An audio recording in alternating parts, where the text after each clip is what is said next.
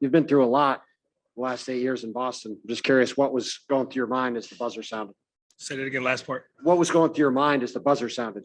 Oh, man, just finally, to be able to get over that hump and have a chance to, make it to the NBA Finals. This is every athlete's dream, is to get to that final stage and have an opportunity.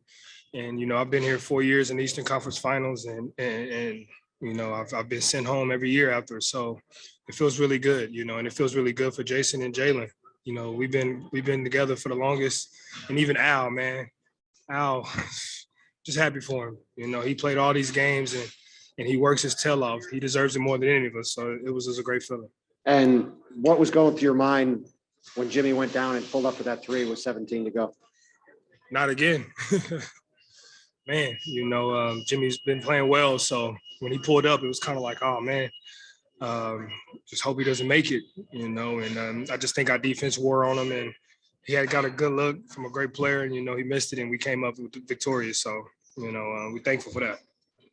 Your core group of players has been through a lot together.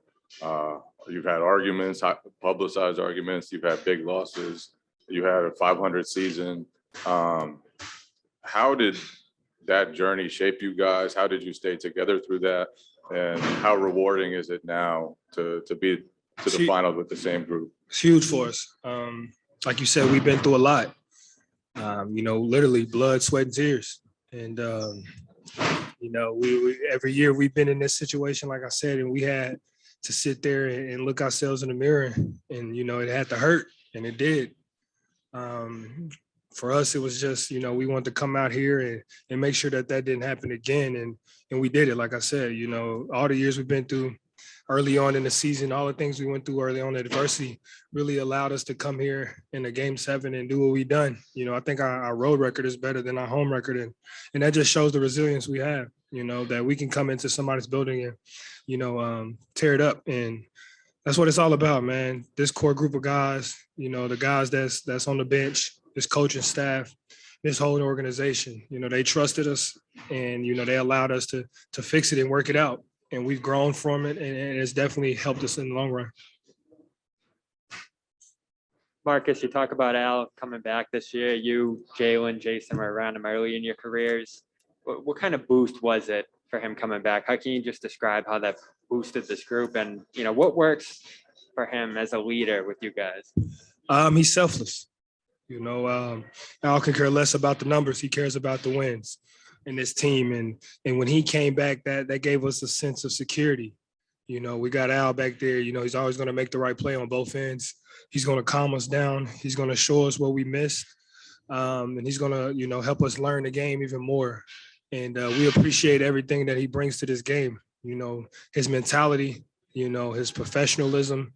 And that's the big part for us. The way he comes in every day to work, we look up to that, and we try to implicate that into our lives and in our game. You've been hurt pretty much every playoff run of your career. This one's been pretty bad. What have you been just fighting throughout the series, and what was that extra thing you had to dig down and find inside of you to continue to be important to this game at the very end? Man, my whole right side is a little banged up on my leg. I got the quad injury, I have the foot injury, and then I have the ankle injury. And, I'm not the only one, but it's just definitely been tough, but my teammates just kept telling me, we don't care how hurt you is, man, we need you. 65, 70% of you is better than none of you. So give us everything you can. We'll help you and pick up everything that we can that you can't. And that's just what I wanted to go out there and do. My ankle was hurting pretty bad tonight, to the point where I came out, I think in the first quarter to tighten up my ankle brace. And all I just remember is those guys just telling me, like, listen, forget about it, play through it. We need you, just keep it going. And that really stuck with me. It's game 7. I've been here 4 times and never got across the hump. So for me, it was, I can't let this happen again. And that's what it came down to. So I just wanted to go out there and make sure I left everything on the court. Marcus, you guys have talked a lot about the resilience that you have. Where does that come from, in your opinion?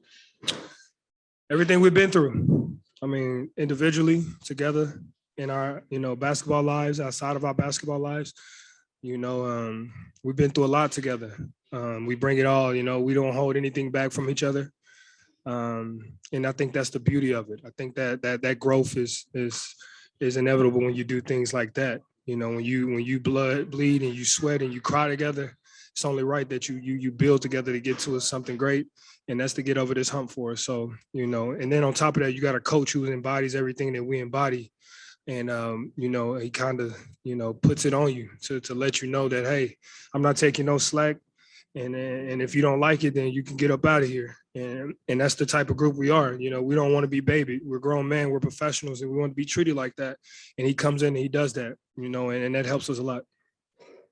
Mark, my question was going to be about Ime there. I mean, first year head coach, 3 elimination games in the last 2 series. You won all of them, on 2 of them on the road. I mean, you mentioned some of it right there, but like just behind a first year head coach, what's that been like? It's been fun. You know, he's taught us things that we could learn, and we taught him things. And, you know, we knew that, you know, with him being his first time, you know, it wasn't going to be easy. It was going to be hard, you know, and that's just how it is. And that's just the team we are, though, you know, and that's the mentality we picked up from him. He didn't want it to be easy. He didn't ask for it. He didn't cry about, you know, the circumstances. He didn't cry about where we were in the standings early on in this year.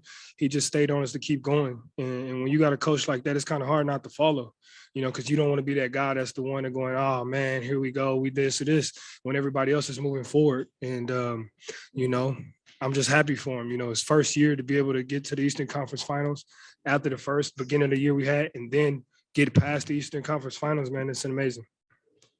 Marcus, obviously still have a road ahead of you against, you know, a team like the Warriors. But when you look back at beating the Nets and beating the defending champs and now beating #1 team on the road in Game 7, what sticks out in your mind as far as the challenges you've overcome specifically in the opponents that you've taken down?